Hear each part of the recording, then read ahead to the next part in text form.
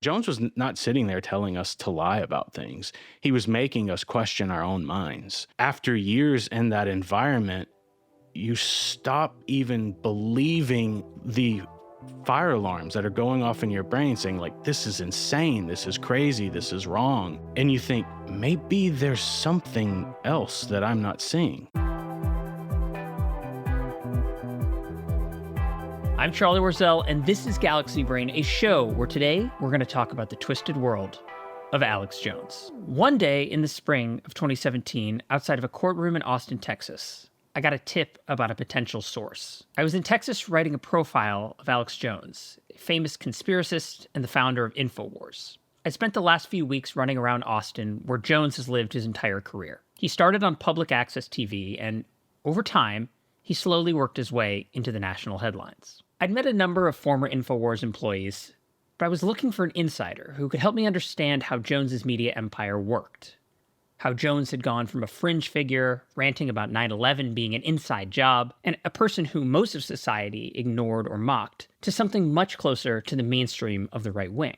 He'd been preaching his anti-establishment, paranoid worldview for eons, but his business had evolved. He made a ton of money selling supplements with names like Super Male Vitality Serum, Brain Force Plus, and Caveman. And Jones's profile really began to rise around the 2016 presidential election. At that moment, Jones seemed like he was everywhere. Infowars' Hillary for Prison t-shirts were fixtures at Trump rallies. Jones even managed to book an interview with then presidential candidate Donald Trump himself.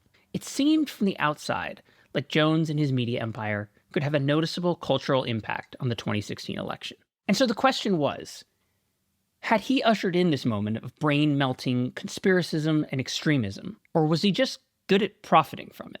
This source, I was told, could help me figure it all out.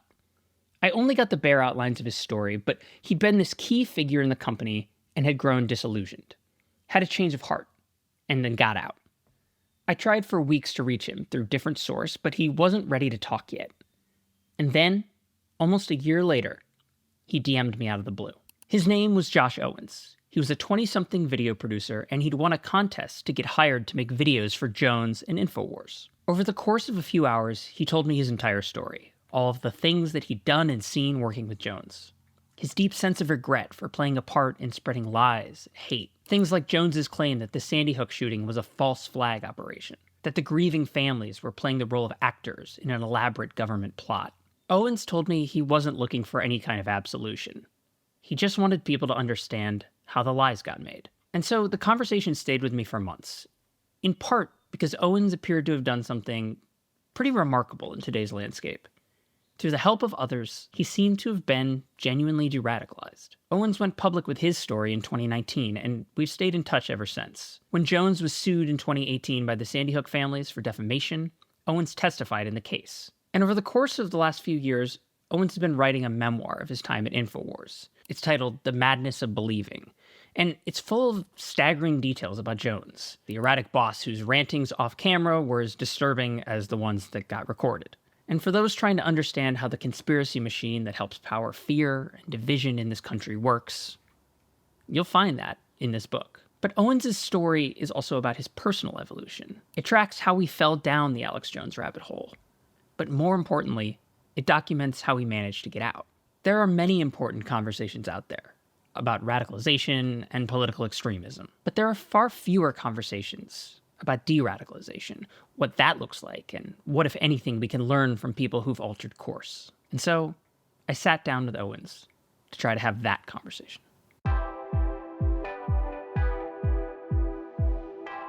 Josh Owens, welcome to Galaxy Brain. Thank you so much for having me. So let's start at the beginning. Tell me about the first time that you discovered Alex Jones. Yeah, the first time was in 2008. It had absolutely nothing to do with politics. It had to do with movies. I was watching Dr. Strangelove with a friend, and there's a scene where Sterling Hayden goes on this diatribe about water fluoridation. Do you realize that fluoridation is the most monstrously conceived and dangerous communist plot we have ever had to face? So my friend stopped the movie and he asked me if I'd ever heard of Alex Jones. I had no idea who Alex Jones was. So he ran to the bathroom, came back with a tube of toothpaste, and he showed me the warning label on the toothpaste. It said, don't swallow more than a pea-sized amount. If you do, contact poison control. And so he was like, well, why is it that if we swallow a pea-sized amount, it's dangerous, but we don't know how much we're consuming in the water supply? I didn't know what fluoride was. I had no idea what he was talking about. The only thing I knew was that I liked Dr. Strangelove and I'd seen it before. That was it. So he said that Jones had the answers for that. So that night I looked him up. There was a documentary I found called Dark Secrets Inside Bohemian Grove, which was this group of powerful men who got together once a year, and Jones infiltrated it with the writer John Ronson. And it was like this mashup of Blair Witch and Eyes Wide Shut, and it just sort of sucked me in. That was the beginning. What did engaging with Jones's work do for you? Like, what was the experience of engaging in that worldview in this young version of yourself? Yeah, well, first off, it was just exciting. It was terrifying, but also exciting. I was just coming out of high school. I just was directionless. I didn't know what I was doing. I didn't know who I was. I was a young kid. And my friends and I, sort of the way we communicated was through movies. Like, that was just sort of the medium. It was almost like a religion, honestly. It was like a language we used to communicate with one another.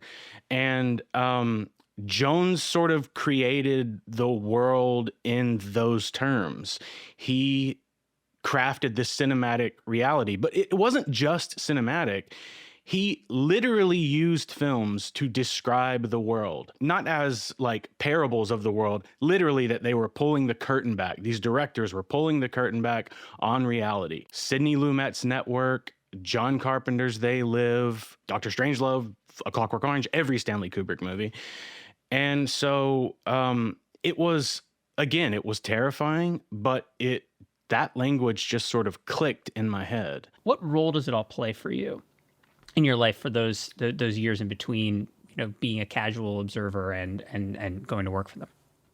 Yeah, well, that's exactly how it started out, just a casual listener of his show. I think that's mostly how I consumed his program, was through the radio. I, at the time, was a janitor at a church, and so I had a lot of empty mental space to just have that guy in my ear. And so it was years of that off and on. I wasn't constantly listening to him. I wouldn't even say I got like sucked into his world immediately. It was just like, wow, this is fascinating. You tune in every now and then when you have time. The normalization process of the ideas were pretty slow to take hold until I got physically in that world. Did the amount of time that he spent in your ears, was that essentially the reason why you wanted to go work for him? Well, so yes, I think that was part of the reason. Another part of the reason, I think, was purpose. I grew up in an evangelical community, and that was what I was raised on. And at the exact time that I was introduced to Jones, I was stepping away from that world. Jones, in a lot of ways, he sort of lines up to the televangelist way of doing things. Mm-hmm. It's all about everything is motivated by fear. Everything is motivated by there's this like intense need to accomplish this thing in order to quite literally save the world. That's the narrative that he spins. So yeah, him being in my ear constantly was a big part of that, but also just the ideology and the grandness of the ideology was such an attractive concept. And I think so that's part of the reason that I decided to go there. Another part of the reason was I was trying a lot of stuff at the time. I interned a day at Tyler Perry Studios in Atlanta. I was shooting a bunch of these commercial ideas. And at the same time Jones offered me a job, I got offered a job at Tyler Perry Studios. And I thought, that's a real sliding doors situation. I know. I think about it often. Where would I be? But the thing that sort of made me choose that world, I don't think I've ever said that before, but the thing that made me choose that world was the purpose. Like maybe it could serve something bigger than myself. Maybe it could do something. Maybe, I think at the time I was naively well-meaning. Now, when people talk about Alex Jones, he's so completely intertwined in the political right-wing movement. I'm wondering for you, did it have any political valence at all? Because Jones was so different in a way back then in terms of like being like just totally on one side of the political spectrum, railing against one party only. Yeah, it's weird because in a lot of ways he was different, and a lot of ways those signs were there. You just had to know what to look at. Post 9/11, Jones was railing against the Bush presidency, so it made this idea that, like, oh, maybe he's going after these right-wing ideas. I think that's why someone like Richard Linklater put him in his movie, because he was just like this weird guy in Austin who had a public access show, and he wasn't sitting around talking about literally how much he despises Muslims and immigrants, and like the narratives were different. I think the seeds were there because I've gone back and listened to some of those shows, and I think there was always a piece of it. My introduction to Jones wasn't political because I didn't know the first thing about politics. I wasn't interested in it beforehand. That wasn't what interested me about Jones. But it came pretty quickly. I mean, you can't listen to his show. I mean, it is at the end of the day a political show. I mean, that's sort of like the subject matter. That's the basis of the ideology. That's what he's talking about. He just weaves in all of these other like grand conspiracies and movies and his own personality. And so initially, no, it wasn't politics. And when I'm trying to look back and understand how did I individually, because I try not to be prescriptive with this stuff. I try not to say like, well, I got pulled in that way, so everyone does. I think there are 100 different ways that people get pulled into Jones's world, and I think it's changed drastically too. It's much more incendiary. But the politics came, and I think they came pretty quickly. But, the politics were there. But then there's like Jones telling you to go through grocery stores and look at the ingredients list and, is aspartame in your drink? And then you focus on, so it's just like, it's everything. But yeah, I mean, it's under that umbrella. Tell me, how does InfoWars work? Like, help us all understand the operation, the size, the scope, and just like how it worked when you were there, especially early on. Yeah, when I was there, I sort of entered in that liminal state where Jones was still broadcasting out of a studio that was essentially the size of a closet. Jones's intro to the show made it seem like it was going to be this sort of nefarious, underground, hidden, he was the tip of the spear in Austin, Texas. And in a lot of ways, it just looked like the places I was in film school. It was like this unkempt college media department. There was just junk everywhere. It was pretty messy. It was cave-like. It was dark. It was freezing cold. But at the time I would say he had a significant staff. He had multiple writers. There were actually two buildings, but in the production building that I was in, there was his radio show, which is where he had producers for the show, writers next to that studio. Then there was a warehouse for all of his products in the middle. And then on the other end, it was the production side. So Jones had just hired multiple reporters from the contest that I had entered. But the way that the operation ran was Jones was at the top, and he basically told everyone what to do at all times.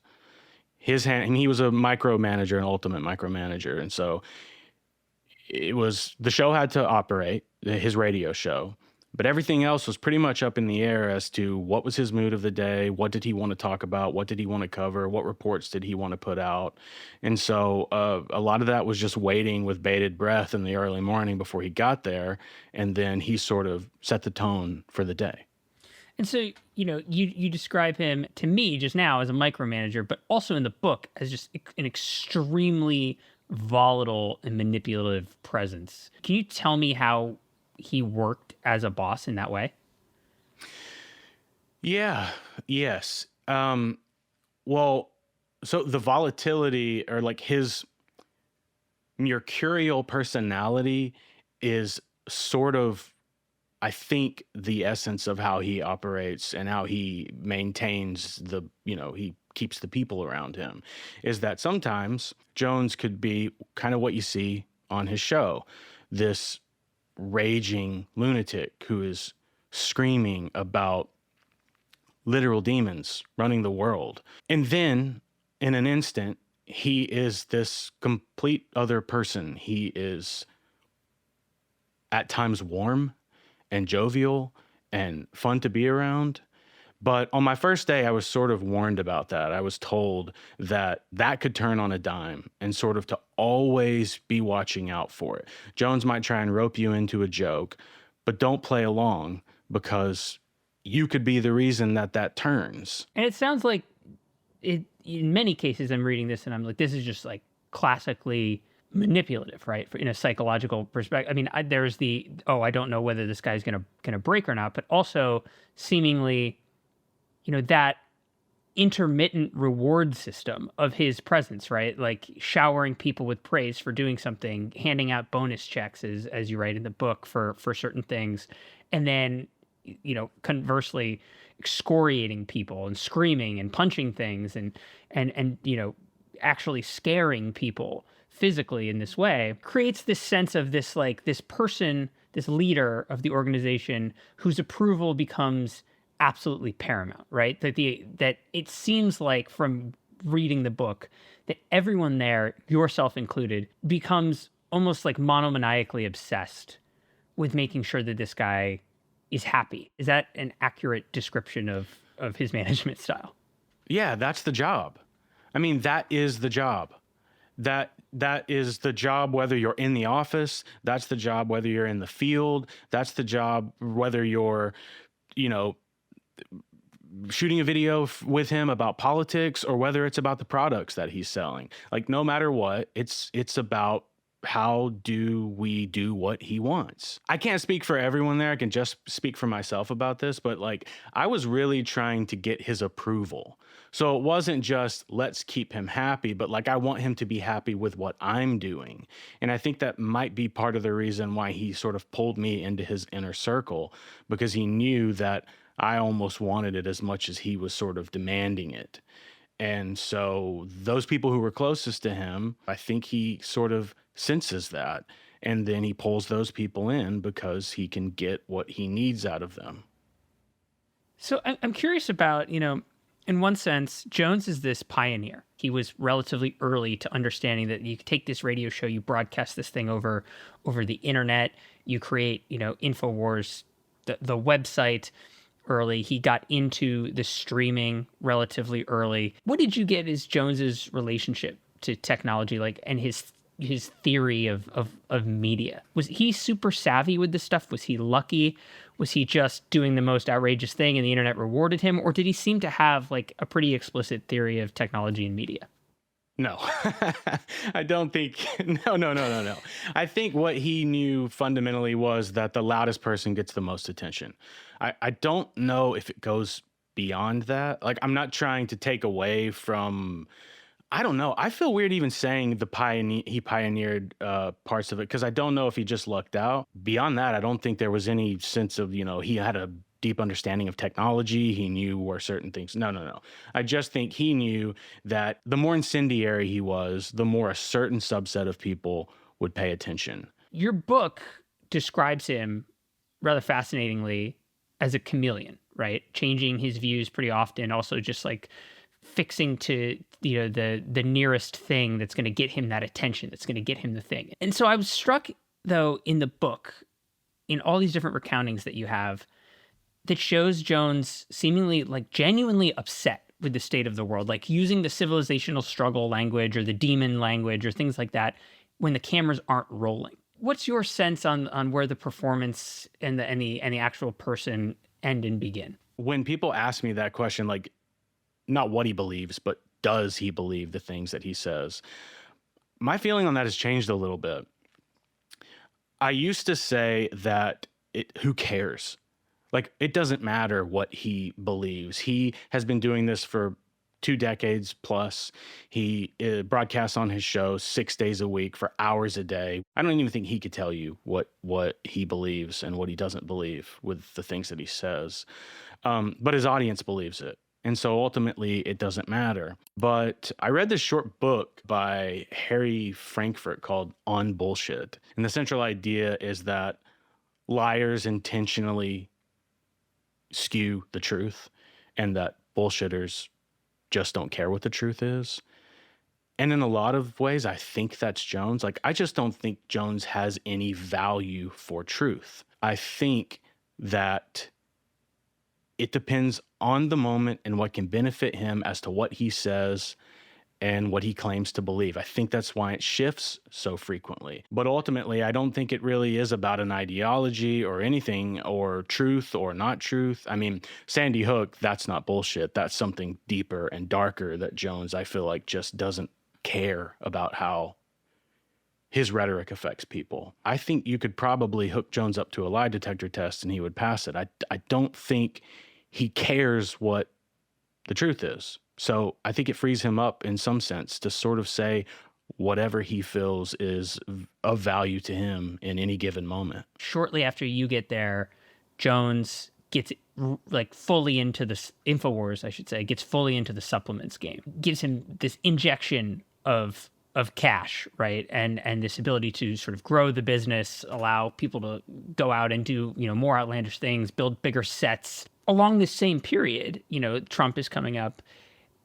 And you write, kind of as you're going through it, that you became, if not more ideologically radicalized, drawn at least into the machinery of it all. And I want to quote you here. You write, "The echo chamber was relentless, pulling me back into a spiral of doubt, wondering if beneath the layers of exaggeration and fear-mongering, there might be something genuine at play." Your compass is getting scrambled in this. And it is something that feels to me a little like, if not radicalization, it's at least something akin to it. It is a cousin to it. It is this blurring of some of these boundaries. Not being able to trust yourself, I thought, was a fascinating part of that. How do you think that happened to you? Yeah, well, I think it was that slow integration of the ideas over time. Also, like getting the opportunity. I lived in Georgia. Jones was in Austin, and I somehow got this opportunity to go work for him. So I think I fooled myself in a lot of ways that like there was somehow providence or fate in that. I talked earlier about how Stanley Kubrick kind of drew me into that world through that movie, or that was the doorway.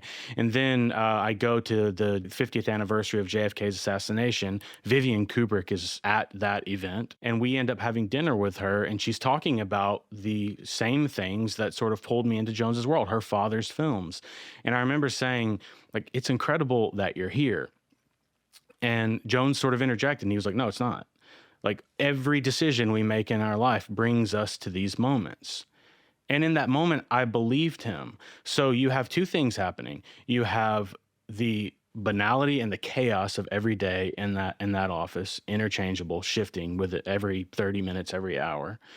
And then you have these big moments of like Jones can craft the world into making it seem like everything has this purpose. I can tell you a story to sort of explain a version of this. So Jones started sending us to the border. And the first trip I went with the reporter Joe Biggs, who a lot of people might know or might not know, but he became a Proud Boy. And then he was sentenced to 17 years. And then Trump commuted his sentence after January 6th. We were sent on a trip to the border. And the first trip that I write about, there was a Judicial Watch report that said there were these ISIS bases in Juarez. So we got there was nothing to show, and we ended up having him dress as an ISIS terrorist and walk across the border. One side of that story is that's the dumbest thing ever. The second side is that we lied. We didn't actually cross the border. We were having to fill this void of nothingness to produce these reports for Jones and make things more cinematic. That's why he sent us there. So that's one story. But when we returned, Biggs crossed over and he was trying to find this ISIS base. He found what he believed was a mosque, and then we posted a report that said that he had discovered the ISIS base. And so that previous report that had happened, that report, I'm sitting there going like, we're screaming into the void. This is absurd. It's to the point where it's a joke. Like, what are we talking about? This isn't based on anything. I saw nothing in the video that I was editing and uploading that proved that it was an ISIS base. I mean, there was no, what were we looking for? An ISIS flag? The next day when we were leaving, the FBI contacted us and they wanted to meet with us. And at the time I was certain, like, this has to be illegal. We didn't know for sure that it was a lie, but there was no evidence to prove that what we were saying was true. So I thought that we were sort of, the reckoning was coming and it was well-deserved. And so we met these FBI agents at the airport. They tell us that they're using our video for information. Like, they don't have jurisdiction. They can't go over into Mexico. And they're speaking to us as if we're not idiots, but as if we're journalists. And it was a moment of what is going on? The FBI is talking to us as if they are gathering information from our videos. To me, this is clearly ridiculous. What am I to believe? Like, is there something actually going on here? Because all we had was a Judicial Watch report. There was no evidence to prove that there was an ISIS base or anything. But Jones and his insistence is that, yes, there is. You are the problem. Jones was not sitting there telling us to lie about things. He was making us question our own minds. After years in that environment, you stop even believing what your mind is, the fire alarms that are going off in your brain saying, like, this is insane, this is crazy, this is wrong. And you think, maybe there's something else that I'm not seeing. Like, maybe I can't trust myself. Maybe eventually there will be a piece of evidence that comes out that proves Jones was right about this thing the whole time. I want to reiterate too on this ISIS example. That's an example that you sort of show throughout the book of Jones sending you guys on this, go find a thing, a specific thing that I want. You guys getting there being like, it doesn't really exist. We have to figure out some way to get him something. And, that incident itself is like, as you describe it, like despicable, right? Like dressing up as this ISIS person, you have a fake severed head and an Aladdin style sword. There's, sort of like a racist depiction to camera or like, accent of, something about Sharia law that he mentions as he crosses the border to camera. It's obviously a skit, but it's also like very bigoted. It's very, it's gross. How much were you disgusted by what you were doing in the moment versus how much were you like, I can't listen to that? I don't know if in the moment I was thinking much at all. In the moment, it was, we have to get this thing done. If we don't, it's going to be a problem.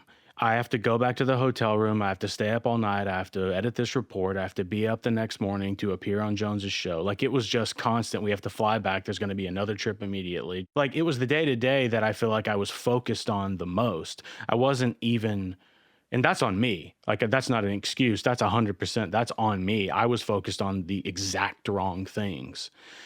But it wasn't in the moment that I realized, I mean, yes, of course, I know that lying is wrong. I know that those things were wrong. I wasn't saying that, we were somehow proving that ISIS was able to come over and that it was going to manifest and then we would see that thing that we were filming that we knew was a lie. But I think in a sense, I don't think I was thinking that much at all in the moment. I think I was in like that funnel and that cloudy funnel of the chaos of everything, the atmosphere that Jones created. And that was sort of in the moment at least, that's what the focus was. It was get this thing done, do it the right way. If you don't, Jones is going to make you look like a fool. The people you're surrounded by, you're isolated. It's the only people you spend all the time around. Jones creates this reality in his world. So, I mean, if I'm being honest, I think that is in the moment what the focus was so much of the time. The reason why I'm pushing on this, I think, is because it's helpful to understand for other people. This is less, to try to, make you answer for these things, which you make an attempt to answer for in this book. But it also does seem like when you're writing this, that you are struck with this, like, and I don't know if this is you thinking about it after the fact, because it seems like there's so much going on inside of your mind in these moments. In that ISIS example, you're unpacking the box, the costume, right? And you get to like the severed head and you say, if there's a hell, I think we're going there, right? Like there's an acknowledgement in the moment that this is messed up stuff. It seems to me, at least from how you're writing, that there was that too, this notion that this is not good. Is that accurate? Yeah. Yeah, that's definitely accurate. But I think that's a small piece of a larger puzzle of what's going on in our brains at the time, or at least for me individually. Like there was an understanding that there were things that we were doing that were wrong 100%. And part of the reason I wrote the book was to acknowledge that, and yet I did nothing. Like I chose to focus on something else. I chose to turn it back inward and focus on what my days were and what my problems were. Because, I wrote the piece for the New York Times. I talked about some of these stories. And it felt to me like there was more to discover for me. Why did I stay there for so long? Why did I do those things? Why was I presumably okay with it? And that at least was part of the reason of writing the book, was to sort of explore those questions and try and understand it, and also try and take accountability for it. Because with that, I lead up to that ISIS story where we're crossing the border, and that Jones didn't tell us to do that. Jones didn't even know that was a lie. We had just been in so many circumstances before that where the world was exploding, our small world was exploding because we weren't finding these things that he wanted, that it then just became an expectation of the job. Did I know it was wrong in the moment? Yeah, of course I knew it was wrong in the moment, and yet I still continued to do it. And to me, that's I kept thinking while I was working on the book to myself, like, my dad would always tell me, like, you're making yourself look bad.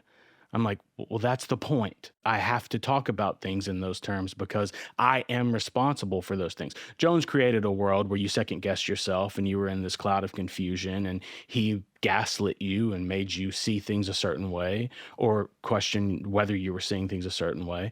But I still did those things. And so to me, that's the whole point of the book. It's an exploration of these things. It's an atonement, taking accountability of those things. So yeah, I think in the moment, of course, I knew those things were wrong. At the same time, I was choosing to focus on everything but that. It reminds me of the cult behavior where you get into a place, and Infowars is a version of this, where you're immediately asked to kind of alienate yourself from standard norms and practices of behavior, or with people who are, ostracized from polite society in some way. And you kind of give into that just a little bit. And then you find yourself in a position where, and you reference this a lot in the book, like, where else am I going to get a job, right? I'm unemployable now to most places. And I think that element feels to me to be such a crucial part of this, right? Because it sort of keeps you from being able to say, not you in general, and this is not to absolve anything that anyone does, but just the notion that there is this other societal pressure that tends to happen in extremist groups where it's like, I don't know where the exit ramp would be, even if I was able to conjure that. Is that how it felt to you? Yeah, and I think it's important to say that wasn't an idea that I conjured on my own. That was something that Jones said on a regular basis. He said that we wouldn't be able to exist in the world outside of him because of being connected to him. He told us explicitly, you'll never be able to get another job. We have to change the world because we won't be able to exist in it after this. So in some sense, it was like he was rationalizing that way of operating and accepting the danger. And because that's what in that part of the book is where the chief of police comes to the office and he says, we stopped a man with a trunk full of guns coming to the office to presumably kill Jones. And Jones almost took that as a tool to then use it against us by saying, You understand how dangerous this is? You understand how real this is? People hate me so much because I'm telling the truth that they're coming to kill me. So you think that you can walk out of this office and be safe? So it wasn't just about a resume. It was literally about existence. And I think I write in the book at that time, like I came to the realization in that moment, it wasn't just a job. It was a trap. It wasn't, well, people are going to think I'm a bad person for working for Jones, or people are going to think I'm a right-wing nut job for working for Jones, or a conspiracy theorist for working for Jones. On some level, it was this like survival in our brains that was sort of inflicted on us by Jones, I think, as a form of control. The book is largely comprised of recounting a lot of these different trips. One of the last ones in the book is this trip to this Muslim community, Islamburg, in, I believe, upstate New York. There's this moment after you go and are, told to like, basically like, you got to come back multiple times. Like we're going to keep, harping on this, keep reporting on this community. And you fly home and there's a scene you describe of seeing a small little girl in a hijab looking out the window of the plane and feeling this real sense of like I guess a breaking point or some kind of realization of,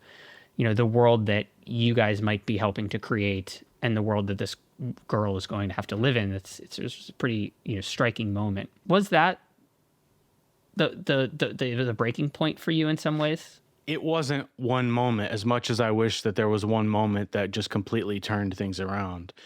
It was many moments, small moments, big moments over time. That moment specifically was not that I didn't realize that there could be a young girl in that community. It was that I wasn't thinking about the individual at all.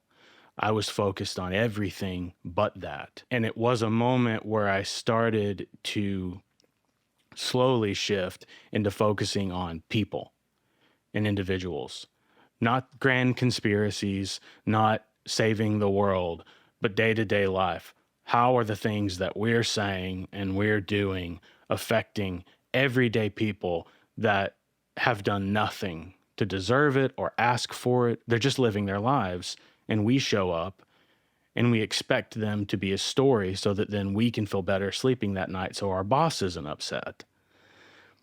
That is what that moment sort of shifted in me. What was another moment? I mean, maybe that isn't even in the book, or something where the focus shifted to people. So Jones says everything is a false flag.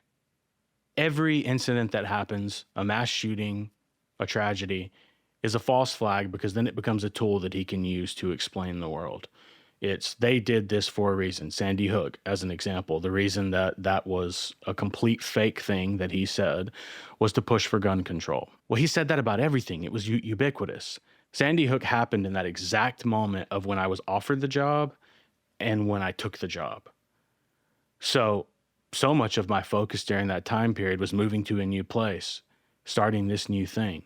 I wasn't even really paying attention to what was going on in that world. I mean, Jones would say 100 different things about Sandy Hook. The narrative shifted constantly. And just to be clear for listeners, Jones was found liable for defaming several of the Sandy Hook victims' families for those conspiracy theories about the shooting. And he was ordered to pay damages that total $1.4 billion. Did you clock it in the moment? I don't know if I clocked it at all or if it was just the norm of what he said. What I remember from that time period is the Boston Marathon. That's what I remember. And I remember the reports. I remember him shooting reports with certain reporters that he had just hired and him saying that was a false flag. That's the thing I remember. Sandy Hook wasn't really on my radar because I never edited a report about Sandy Hook. I never had anything that was part of my job that had to do with Sandy Hook. That got on my radar during the 2016 election. Hillary Clinton, in a speech, said about Jones, how dark does someone's heart have to be to spread the lies that he spread about Sandy Hook?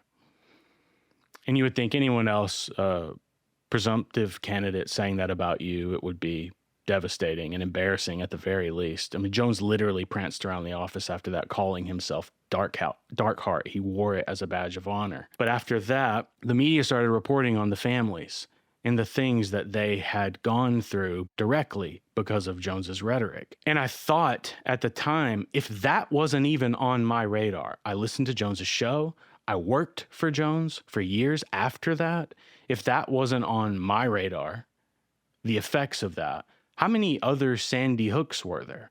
How many other instances where Jones talked about something, claimed something was a false flag, claimed a Muslim community was filled with terrorists when it was just random families? How many people that will never get their day in court? So since there wasn't one straw and it was this constellation, was there a last straw? Was there something in which it just became untenable for you? Yeah, no, there wasn't. There wasn't this big moment of, I have to get out of this world. There was hundreds of little moments dozens of big moments. That moment in Islamberg was a starting point of focusing on people. But in another sense, it was people who sort of helped me get out. I had my partner, Lacey, who I had moved to Austin with me to take the job. She was consistently challenging me to question my actions, to consider the things that I was doing and why I was doing it. And she wasn't pushing me. She wasn't screaming at me. And again, I'm not trying to be prescriptive about this stuff. I'm not saying if you're with someone who believes these things and is doing certain things, stick it out. That's not what I'm saying. But I'm saying that I had someone who cared enough about me to consistently challenge me and push me in another direction until I finally had the courage to leave. But it took another person, my partner, pushing me in that direction. It also took relationships, like with the writer John Ronson. I met him at the RNC. We started communicating. We met secretly at the inauguration because I believed I had this whole big idea of I was going to expose Jones's world. And when I sat down with him, I didn't have anything to expose really other than the lies that we were telling, which a lot of people, they hear those and they go, yeah, of course, Jones is a liar. I mean, it seems obvious, at least from a listener standpoint or the world standpoint of seeing his rhetoric. But I was just looking for someone that was slightly in that world that I could communicate with, that was a calming presence, that I could maybe unload some of this stuff that might understand it. And Ronson in that meeting, I told him about Islamberg. I told him about the border stories. He said, if you're going to write about anything, you should write about this. And that's when the purpose came. I thought, after all of these things that I had contributed to, after all of these things that I had done, maybe there's an opportunity to talk about it. Maybe there's an opportunity to finally tell the truth about those things instead of just going away, instead of just quitting that world, wiping my hands of it. And so it was just those people in my life that sort of continued to open doorways, present opportunities to talk about things, but also just to be companions and create that space for conversation. Can you explain a little bit more how they pushed you, or what were some of the things that helped, create the fissures that became the cracks? Yeah. So one instance is that Jones set up this this rally outside of a Planned Parenthood. And when my partner and I moved to Austin, we were on diverging paths. I mean, it's unbelievable that we stayed together because I was getting pulled into Jones's world and she was teaching at a public art school. She was becoming friends with people in Austin, which was a progressive community, and she was getting pulled in this other direction. I mean, she was doing fundraisers for Planned Parenthood at the time, while I was in front of a Planned Parenthood with Jones, filming him protest it and scream as people pulled in to the parking lot. She heard on the radio that Jones had been outside this Planned Parenthood, and when I got home, she asked if I had been a part of it. And I said, well, I didn't plan it, but I had to be there to film Jones. And she just asked me, what the hell is wrong with you? And I remember the argument that we got into that night. And she's talking to me about how important it is for women to have access to these things and how the rhetoric that Jones pushes about it eschews every individual that might need these things. And it was specifically moments like that over and over and over again, where I was being forced to sit in my house with my partner who I loved and respected and answer for the things that I was doing day to day. Have you spoken to any of the people who have been harmed by this, the Sandy Hook families or, members of the Muslim community? The list of people who have been harmed by Jones is very long. Have you had conversations with those people? And if so, is there anything you can share about, how that's gone? So after I started talking about my experience publicly, I was contacted by one of the attorneys in the Connecticut trial, the Sandy Hook trial, and I was deposed, and I did everything I could in that deposition to help them in that process. During that time, I was contacted by a family member that endured the things that the rhetoric Jones had spread and everything after. I don't want to say who, I don't want to talk about it. They were incredibly kind to reach out and speak to me, and it meant the world.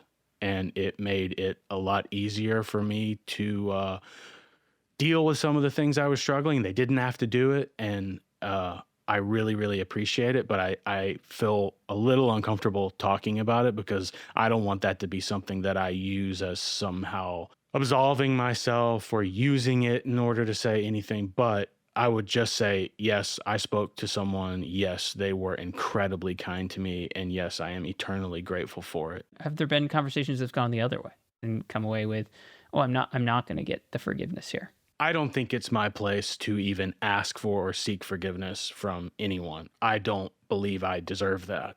So I never enter a conversation with anyone expecting forgiveness. I have had conversations with people who have been perplexed knowing me after leaving that world as to why I would ever be involved in it. And there were difficult conversations there. And I would say there are some people that are no longer in my life because of it. But as far as talking to the people, say, in Islamberg or people that we directly, honestly, I have had enough involvement in their lives. Those people don't owe me conversations. Those people don't owe me time. And so to me, it feels incredibly presumptuous and short-sighted for me to seek it. If anyone wants to have a conversation with me, I will listen regardless of how they feel about my past, because I'm sure I feel the same. I am not happy with myself then, and there is no absolution in my mind. That's not the point of the book. I don't ever see that in the future. But I'm not going to seek that out because that just doesn't feel like my place.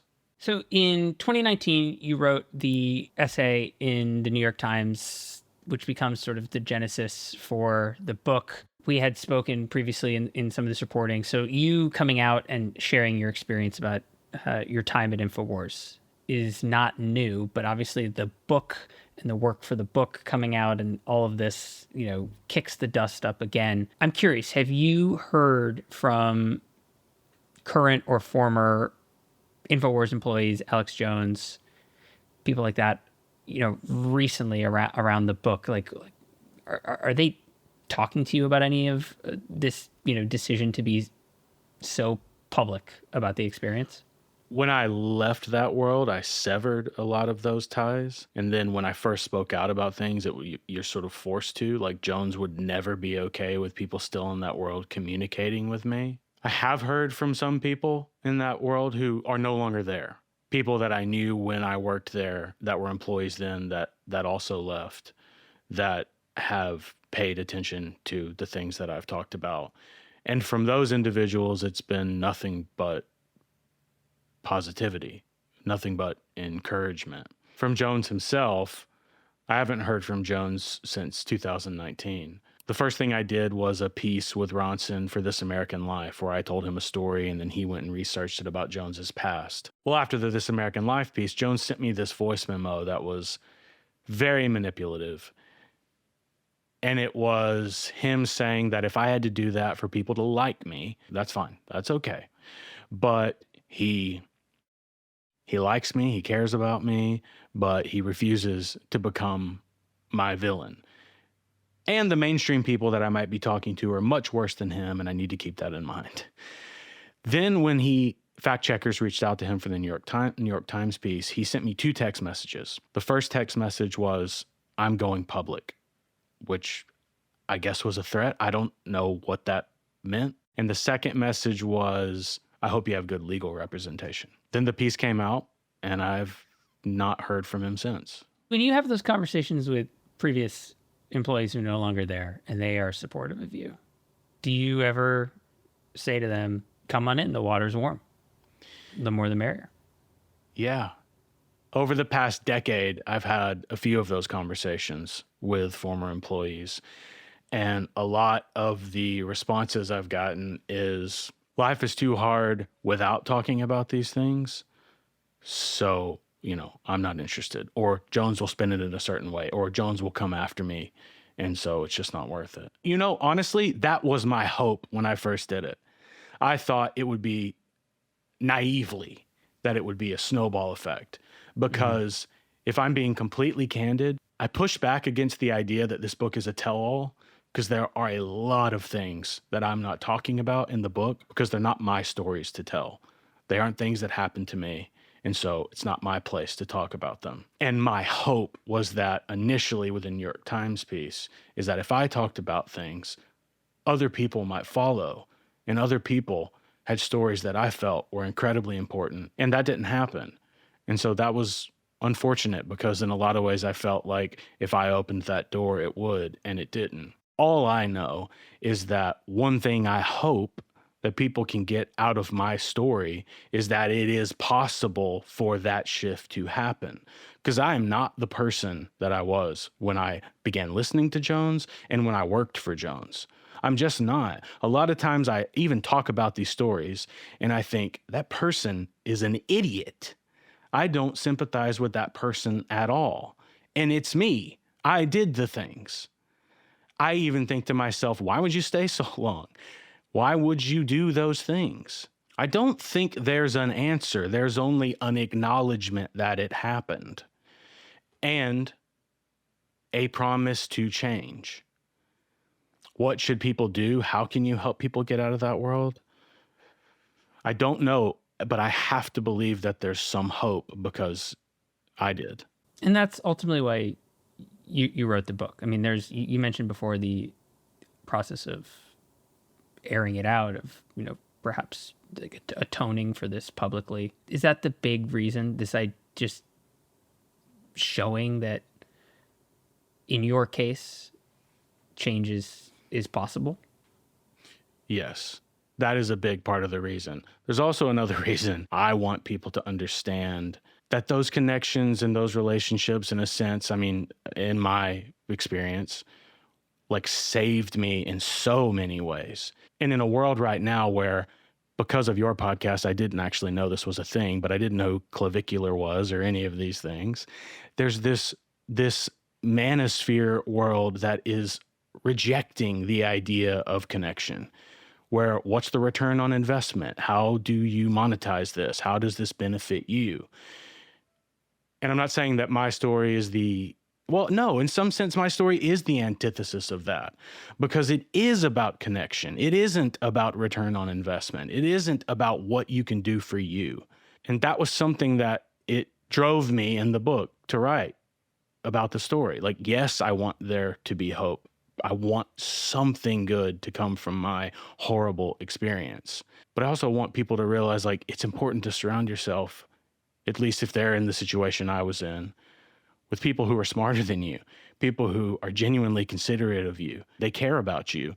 And that if they push you, maybe that's a good thing. Like, maybe conversations are good. Maybe being challenged is good. I saw that in that world so often. Like, anytime someone was pushed, they cut that person out of their life. That's the isolation of the conspiracy world, is that if people don't agree with you, people don't believe with you, you cut them out. And if I had done that, then I don't know where I would be. That's a great place to leave it, on that hopeful note. Josh, thank you very much for coming on Galaxy Brain and for writing about this experience for other people to learn from.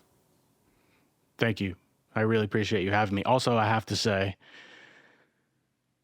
you were one of those people that treated me like a person after I left that world with kindness, and it made the world of difference. I don't think I would have published the New York Times piece if you hadn't stepped in and helped in the way that you did and been a resource for me. So you are one of those people after I left that world that it changed everything for me and meant the world to me, that you treated me like a person and not like some idiot who used to work for Alex Jones. So thank you for that. And thank you so much for having me on your show. It was an honor. That's it for us here. Thank you again to my guest, Josh Owens. I would like to note that after our conversation with Owens, we reached out to Infowars for comment, and no one from Infowars responded to our request. If you liked what you saw here, new episodes of Galaxy Brain drop every Friday. You can subscribe to The Atlantic's YouTube channel, or on Apple or Spotify or wherever you get your podcasts. And if you want to support this work and the work of my fellow journalists, you can subscribe to the publication at theatlantic.com/listener. That's theatlantic.com/listener. Thanks so much, and I will see you on the internet.